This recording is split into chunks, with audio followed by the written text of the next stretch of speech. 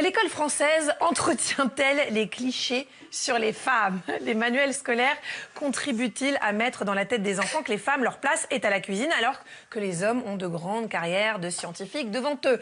Question que l'on pourrait croire d'un autre temps, et pourtant, pas du tout. On l'a évoqué en fin de semaine dernière, mais ça vaut le coup d'y revenir. C'est un rapport du Haut Conseil à l'égalité qui fait ce constat accablant. Oui, l'école d'aujourd'hui a besoin d'une sérieuse remise à niveau sur la parité, sur les stéréotypes et autres questions sur l'égalité.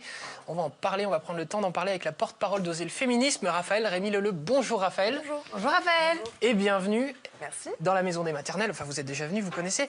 Bon, la bonne nouvelle quand on va sur d'études, c'est qu'on se dit que votre assos, elle a encore un petit peu de temps devant elle, elle a de beaux jours devant elle, il y a encore du boulot. Oui, il y a encore du boulot et puis il y a de plus en plus de personnes qui nous rejoignent, donc Bon, on continue. Très bien. Moi, en voyant cette étude, je suis quand même tombé de haut. Est-ce que vous aussi? C'est-à-dire, quand on dit que très concrètement, les profs véhiculent des stéréotypes sexistes. C'est un peu les profs comme le reste de la société en fait. Les profs ne sont pas à part, ils ne sont pas dans un bocal étanche, donc malheureusement on n'était pas si surprise que ça. Bon, alors on va reprendre un peu dans le détail ce qui est dit dans ce rapport du Haut Conseil à l'égalité. Par exemple, sur les bulletins scolaires, ces bulletins scolaires tendent à évoquer les efforts ou le travail d'une fille, mais estiment que le garçon est simplement en dessous de ses capacités, notamment en maths. En gros, si une fille réussit, c'est parce qu'elle bosse, parce qu'elle est bûcheuse, alors qu'un garçon, c'est parce que, c'est bien connu, on a du talent naturel, etc. Voilà, c'est toute cette différence entre la fille qui serait très scolaire, qui suit les règles, et le garçon qui a des capacités qu'il doit exploiter, mais en tout cas cette idée que le garçon, lui, a du talent, alors que la fille, elle est juste bien rentrée dans la case. Ça, c'est dès le plus jeune âge qu'on met ça dans la tête des enfants? Oui, et ça se voit même à travers les jouets, finalement, quand les filles, on leur apprend à avoir des jouets de reproduction des modèles. Les garçons, on fait appel à leur créativité, on les fait aller vers l'extérieur. Reproduction des modèles, c'est jouer à la cuisine? C'est jouer à la cuisine, c'est jouer à la maman, des jeux qui sont importants dans la construction de l'identité des enfants. Mais quand il n'y a que ça, et surtout qu'il y a une telle différence entre grosso modo, le Lego et la poupée, ça construit et ça renforce les stéréotypes. Quelles sont les conséquences sur plus tard? Quand une petite fille des 2 ans, on lui explique que si elle est bonne, c'est parce qu'elle bosse, alors que le petit garçon, c'est parce qu'il est très talentueux? Déjà, c'est une construction de la manière dont on se perçoit, la manière dont on pense ses propres capacités. Et ensuite, ça va aussi beaucoup se retrouver dans l'orientation et dans les filières favorisées ou non. Typiquement, les filières scientifiques, on va y retrouver beaucoup de garçons parce qu'on leur a appris que c'était les meilleures filières, parce que eux, ils sont forts et rationnels. Et dans les filières les moins valorisées aujourd'hui, qui sont malheureusement les filières littéraires, on va retrouver une majorité de filles. Qui est un autre débat sur le fait qu'elles soient moins valorisées. Selon le rapport du HCE, les enseignants ont en moyenne 56% de leur interaction avec les garçons et donc 44% avec les filles. Là aussi, comment on l'interprète?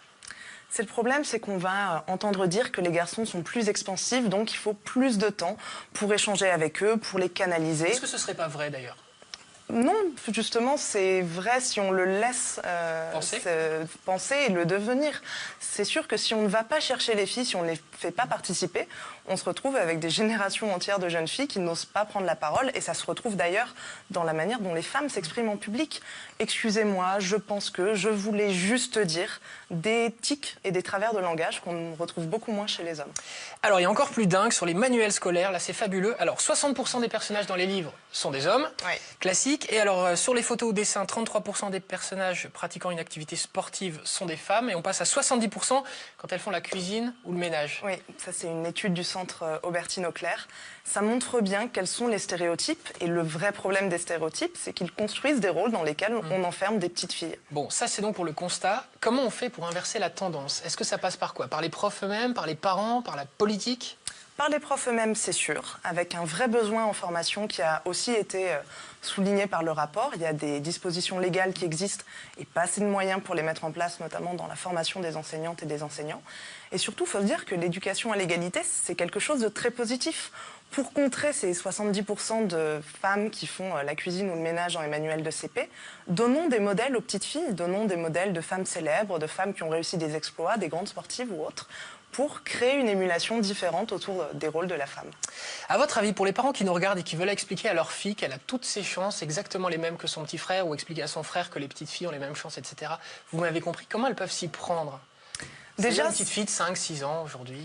Oui, déjà, il faut se dire que tout effort est bon à prendre. Il y a suffisamment d'injonctions comme ça sur les parents sans qu'on essaye de les culpabiliser en plus.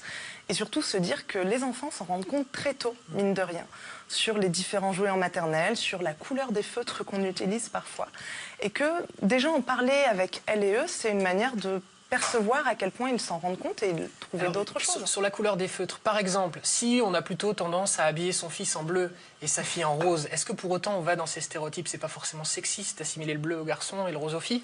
La question, c'est vraiment, est-ce qu'on va songer même la garde-robe de manière différenciée? Je pense que chaque parent aime ses enfants de la même manière. Donc pourquoi on adopterait des comportements différents selon sa fille ou son garçon?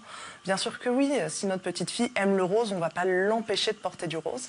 Mais il ne faut surtout pas s'empêcher de lui proposer d'autres choix. Et si elle aime les pulls jaunes citron? Comme cela. Qu'est-ce qu'on fait? Apparemment, elle m'a regardé, elle faisait... Là, il faut agir plus tôt. Hein. Moi, là, je ne peux plus faire grand-chose. À la base, c'est foutu.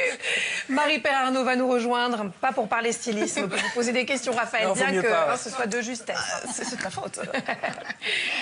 Oui, alors je m'installe. J'ai une question hyper intéressante, je trouve, de Julie. Penseriez-vous judicieux d'abolir les terrains de foot dans les écoles, sujet aux polémiques dans les cours de récréation? Ah, ça regardez, elle fait d'accord, on y va. Non, c'est une polémique chez mes amis sur Facebook, donc ils vont se reconnaître.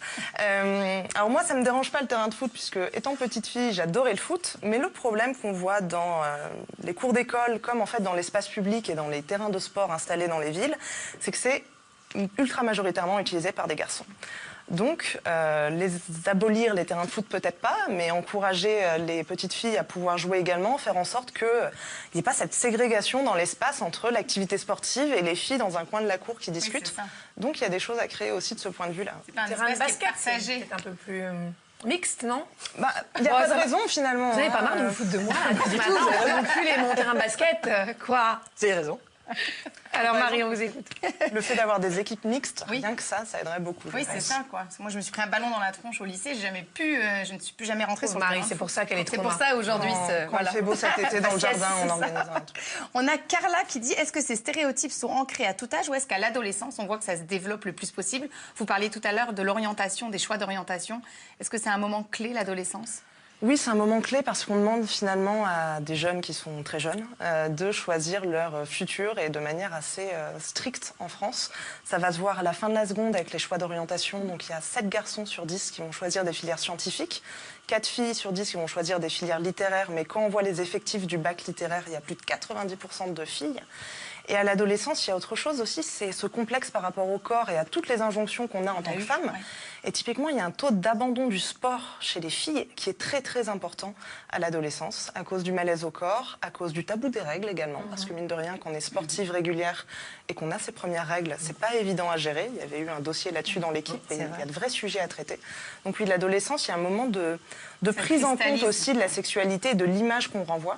C'est pas, souvent pas les périodes où on est le mieux dans nos baskets. Bon, la bonne nouvelle, c'est qu'il y a encore beaucoup à dire. Si vous voulez bien, on vous réinvite très bientôt. Sans problème. Attention, attention, stylisme.